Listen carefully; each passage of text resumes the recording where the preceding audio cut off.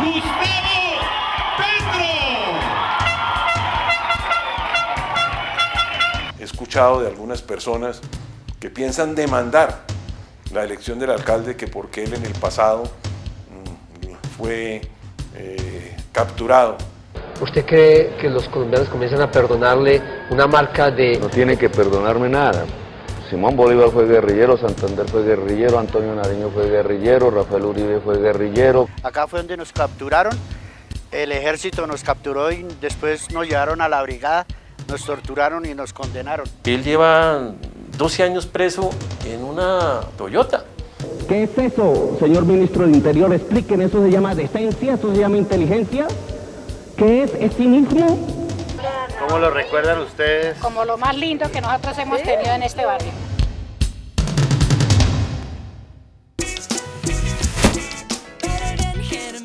Contravía.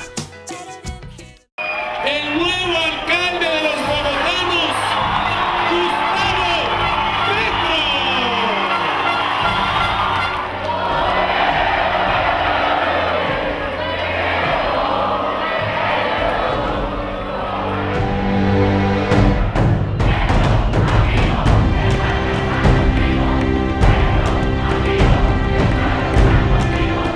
Esta es una victoria antes que nada del deseo de cambio de la ciudad de Bogotá.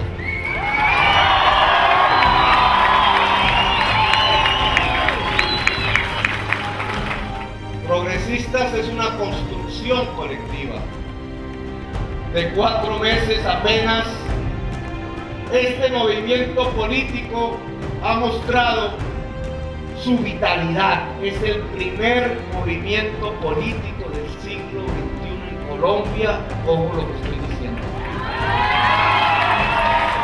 Una red de nuevas ciudadanías en la ciudad de Bogotá.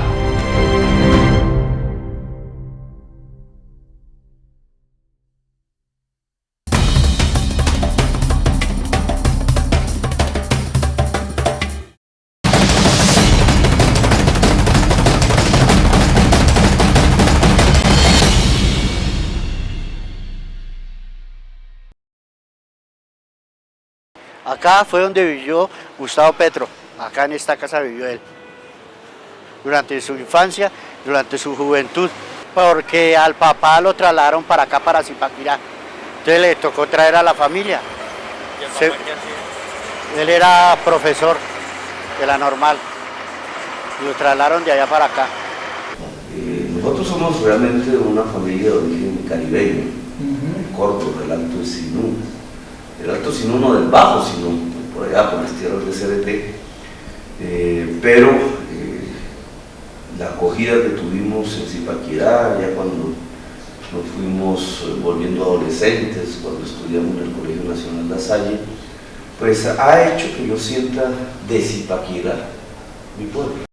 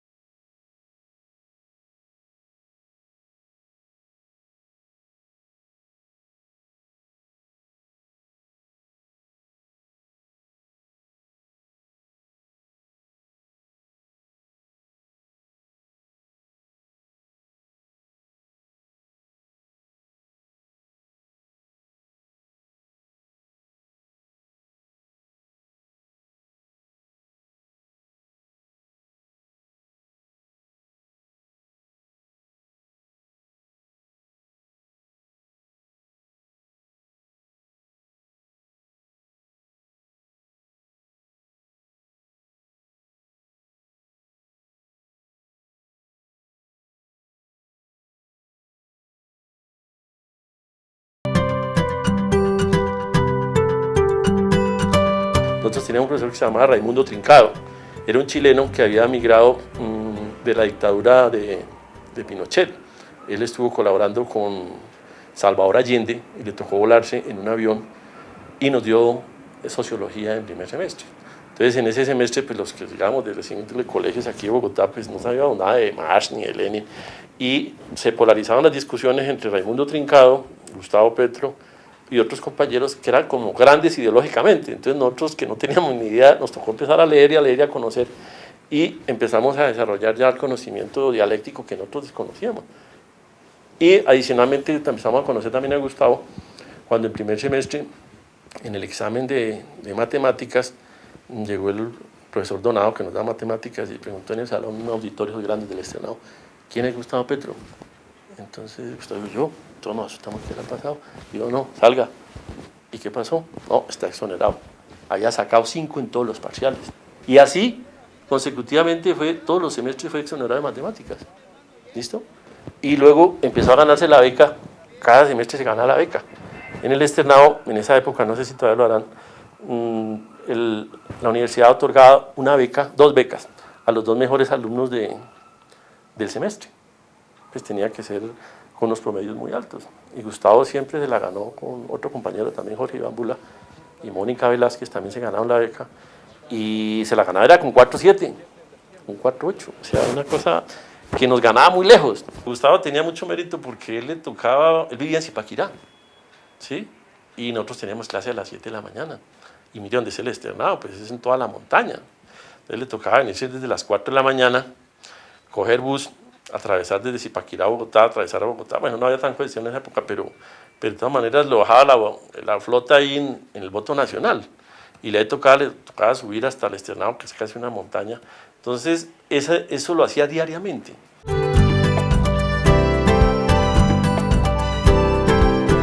¿Y cuál era la situación en esa época cuando se creó el barrio? ¿Por qué había tanta... Pues que habíamos mucha gente, muchas madres sin techo, sin nada, sufriendo con los hijos.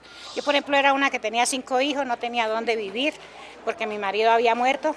Nadie en ese tiempo, ¿quién lo apoyaba a uno? Nadie le brindaba a uno ni siquiera nada. Y él nos ayudó para conseguir este techo. Creen que esto es una invasión y esto no es una invasión. Esto lo compramos con ayuda de ellos, pero pero lo tenemos por él. Tenemos hoy en día... Lo pagamos en plata y lo pagamos en horas trabajadas, que nos tocó y que el ejército nos masacrara, porque eso fue lo que hicieron aquí. El ejército nos volvió francamente aquí, porque de presos y de todo nos tuvieron, porque sin deber nosotros nada. El barrio se fundó aquí por cuenta de la Carta del Pueblo, fue una invasión, mejor dicho. La invasión la hicimos en el Cedro y Gustavo Petro patrocinó esa vaina. Pero entonces nosotros no sabíamos que era el M-19, sino que era Carta del Pueblo. Carta del Pueblo, sí señor. Y ahí nos entrevistaron, entonces pasamos y ya cuando se fundó fue a este lado, aquí en el Bolívar. Él nos preguntaba, ¿ustedes qué necesitan? Hay que buscarlas. Las cosas se consiguen siempre y cuando uno las luche. Sí. Y sí, llegó el momento en que nosotros creímos, oímos a la voz de él y llegamos a tener reuniones. ¿Para qué? Para buscar el bienestar de vivir. Porque en verdad, por él es que vivimos en este barrio. Y yo soy un hombre que lo estimo, porque yo lo vi lo que sufrió por amor a nosotros. Tocó trabajar 200 horas para que nos nombraran el lote. Y el lote salió por 5.000 pesos para pagarlo en 5 años. 5.000 pesos. Sí, eso fue bueno. Mi casita es aquí. ¿Cómo lo recuerdan ustedes? Como lo más lindo que nosotros hemos tenido en este barrio. ¿Cómo qué? Como lo más lindo que nosotros hemos tenido en este barrio. ¿Por qué, doña? Porque por él estamos aquí, él nos ayudó, y por ellos también, porque y fueron muchos los que colaboraron, nos ayudaron, y estamos felices de que haya ganado la alcaldía de Bogotá. Y a Dios gracias por él, estamos acá que no pagamos arriendo. Acá en esta casa, claro que no existía esta casa, existía un lote. Estábamos con Gustavo y otro compañero. Acá fue donde nos capturaron. El ejército nos capturó y después nos llevaron a la brigada, nos torturaron y nos condenaron.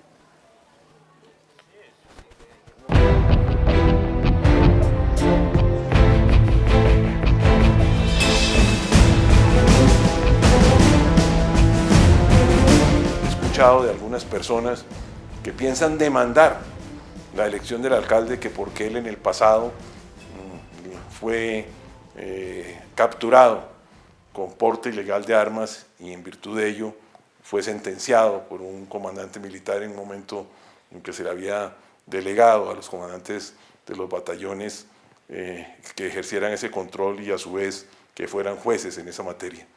Y me opongo porque para ese efecto se hizo un proceso de paz. Si bien uno no debe olvidar lo que pasó, la capacidad de perdón tiene que ser amplia, suficiente y sólida, porque de lo contrario no habría un proceso de paz válido y sería, entre otras cosas, terrible para quienes hablan de la paz aceptar hoy en día que no tienen la capacidad del perdón y el olvido.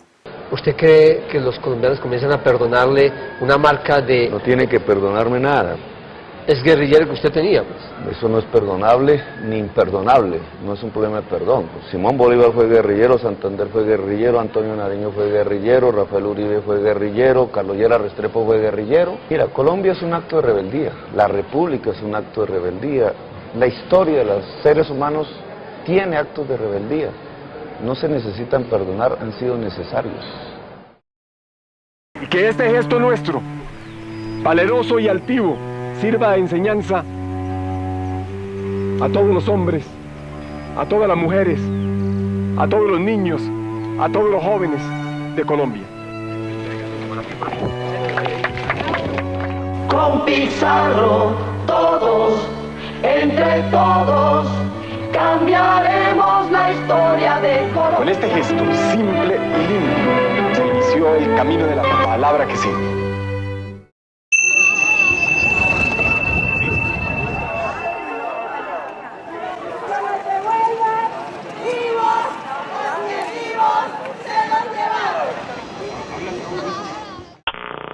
La historia de Colombia es una antes del M-19 y una después del M-19.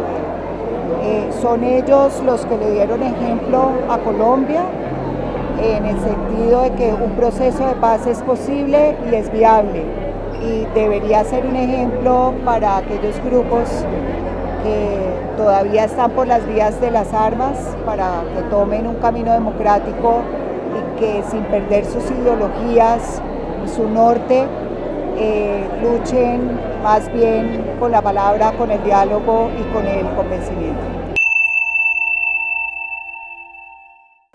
Si miramos el contexto latinoamericano y nacional, tenemos una cantidad de ejemplos de personas que han participado en movimientos armados y que no solo han sido elegidos alcaldes, gobernadores, sino presidentes de distintas repúblicas, comenzando con Brasil, que no solo eligió a la primera mujer presidenta, sino a una guerrillera que fue mucho más activa en la insurgencia armada de lo que fue el pasado de Petro. Porque el mundo ha cambiado y progresado gracias a esos actos de rebeldía. Yo me rebelé contra el estado de sitio, contra la Constitución del 86, y fruto de eso, no mío solamente, es la Constitución del 91. Yo estoy absolutamente convencido que la Constitución del 91 es el camino en el siglo XXI para Colombia, para solucionar sus problemas fundamentales. Así que eso no es un tema de perdón o no perdón. En aquel entonces, cuando se hizo el proceso de paz con el M-19, se aplicó la ley de amnistía e indulto, que en términos de comprensión general significa perdón u olvido, sobre las penas, sobre los procesos. ¿Para qué? Para lograr que ellos entraran dentro de la democracia y para lograr, entre otras cosas, como lo vemos hoy, que personas que antes estaban alzados en armas, hoy tienen la posibilidad de que el pueblo los elija en cargos de suma importancia para la democracia colombiana. Claro, si yo hubiese cometido un delito de lesa humanidad, un crimen de guerra, un acto que se llama de barbarie, si eso fuese atribuible a mí, ni siquiera estaría hablando aquí con usted, porque eso impediría cualquier posibilidad de acción política. La Constitución del 91 rompió, para quienes éramos tradicionales en la normatividad, aquella Constitución del 86 que con reformas que había habido en el 30 y algo y en el 68 y en algunas otras oportunidades, pues había hecho unos ajustes a la Constitución, pero en ese momento nos sentíamos orgullosos de tener una constitución de más de 100 años, y lo decíamos en la parte interna y externa, pero la constitución del 91 abrió las puertas a la participación de la ciudadanía, es decir, evolucionó en el tiempo. Luego uno no siempre debe estar orgulloso por la tradición, sino lo importante es orgulloso por tener unas normas que expresen la realidad de su pueblo, que expresen el ordenamiento jurídico de la necesidad de la democracia, que expresen las soluciones jurídicas a los conflictos que tenemos. La Constitución del 91, recordemos, participaron distintas fuentes, entre otras cosas, los que antes eran miembros del M-19 como una fuerza política. Recordemos ese triunvirato que hizo Álvaro Gómez Hurtado, Horacio Serpa y Antonio Navarro. De la Asamblea Nacional Constituyente, los presidentes, en representación del pueblo, proclamamos la nueva Constitución de Colombia.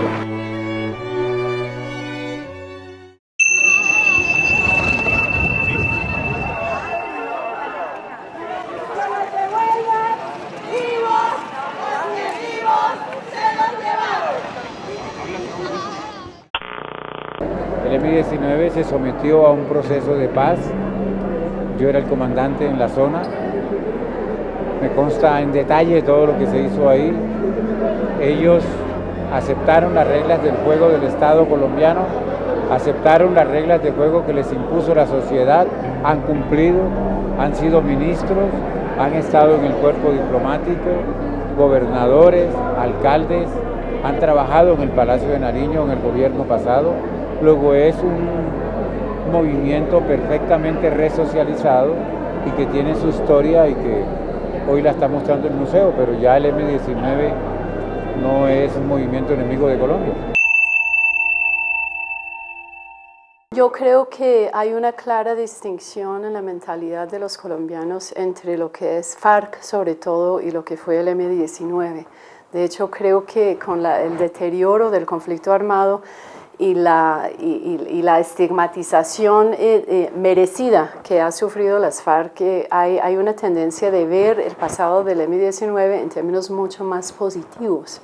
Entonces, el hecho de tener un pasado en el M-19 no lo veo en el caso de Petro como pesando tan negativamente, pero tampoco lo veo como algo positivo que pueda señalar un giro hacia la reconciliación en Colombia.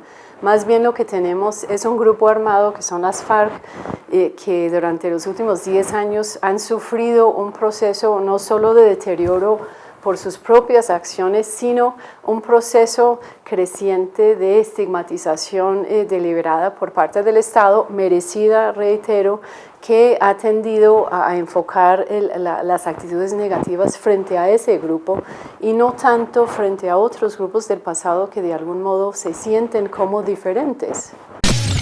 ¿Cómo es que el fiscal general del señor Camilo Osorio, sabiendo que está sindicado el senador de paramilitarismo, ni más ni menos, de asesinatos, de concierto para delinquir, de mafia, nombra a la sobrina como secretaria general de la Fiscalía? Explíqueme, ¿en qué país vivo? Yo fui capaz de denunciar al señor gobernador del departamento de Sucre y me la termina de cobrar la Procuraduría Regional de Sucre. Con esto se están buscando dos cosas y se van a conseguir. Ya hubo la suspensión, ahora viene la destitución y después de la destitución viene mi muerte. Con el mayor gusto, y es nuestro deber, la denuncia que usted ha formulado, le voy a pedir a la doctora Ani Vázquez, que hace la coordinación ejecutiva de estos consejos comunitarios, la traslade a la Procuraduría y a la Fiscalía. A Tito lo mataron.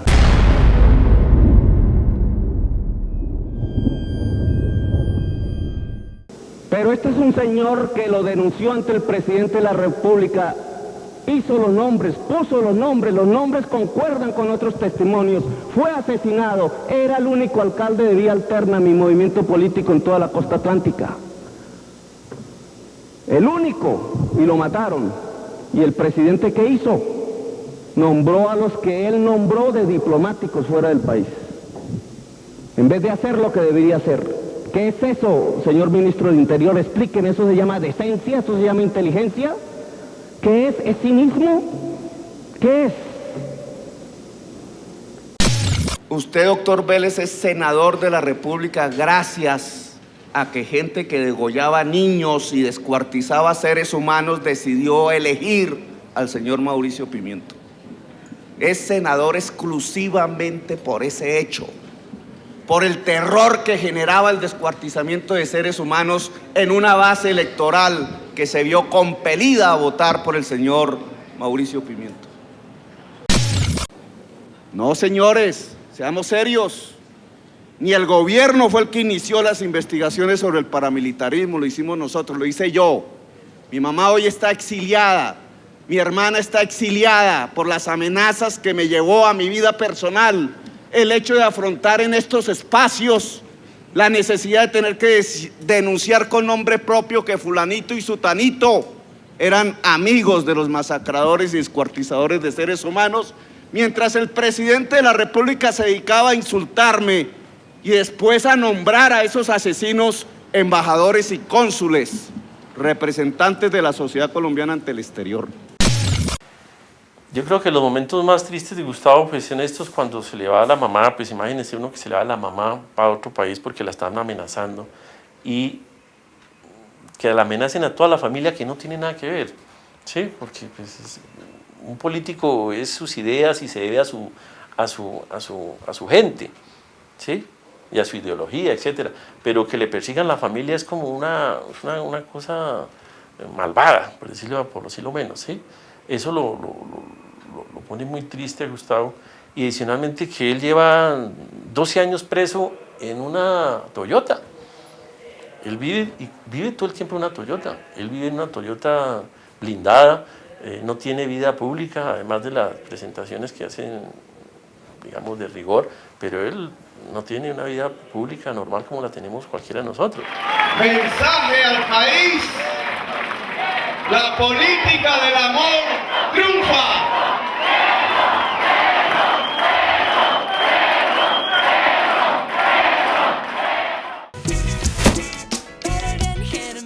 Contravía.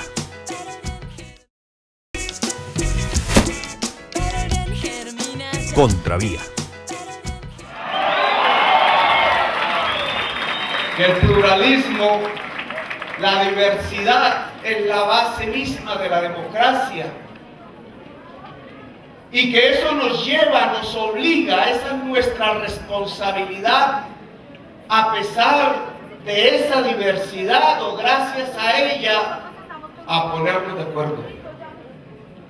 Cuando dijimos la política del amor significa la política del entendimiento entre la diversidad, entre seres humanos que son diferentes, hay que ponerla en práctica en primer lugar, logrando establecer un diálogo fructífero del que ganará será Bogotá, un diálogo entre el gobierno distrital que se elige hoy y el gobierno nacional.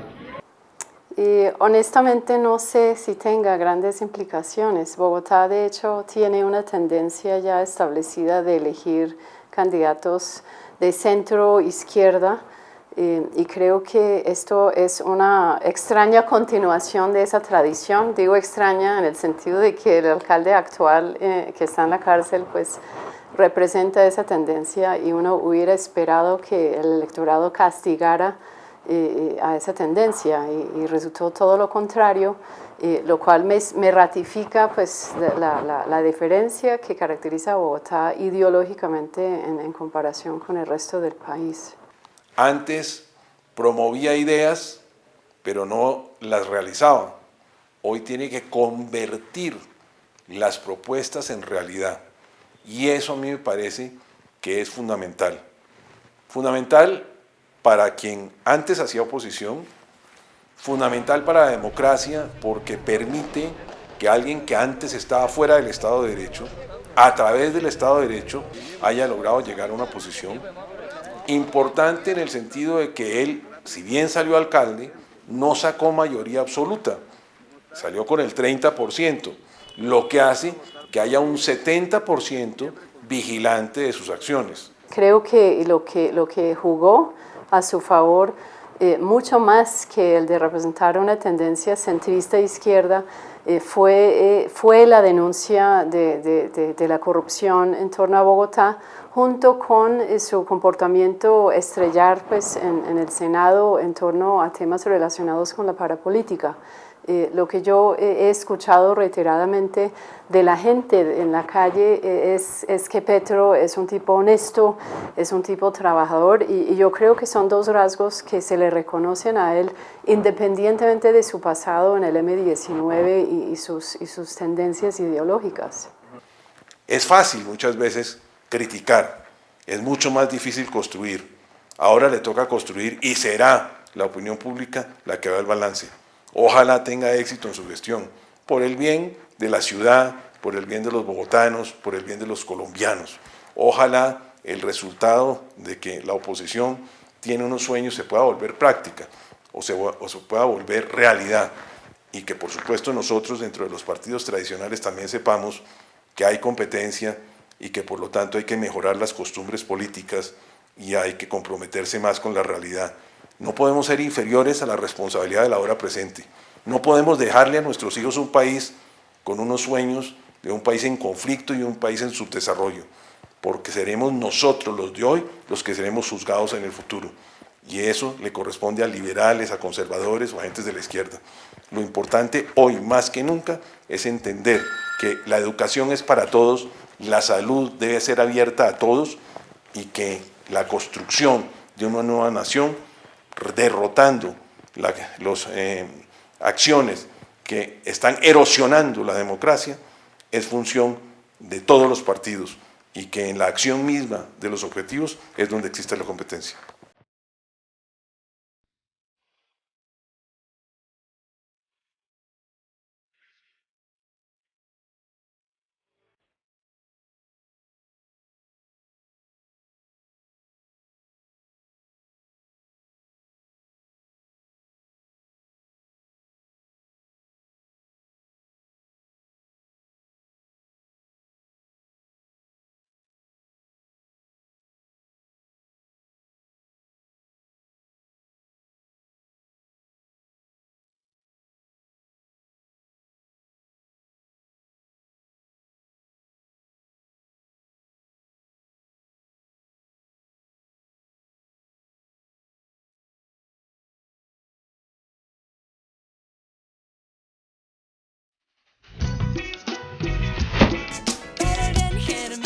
Contravía.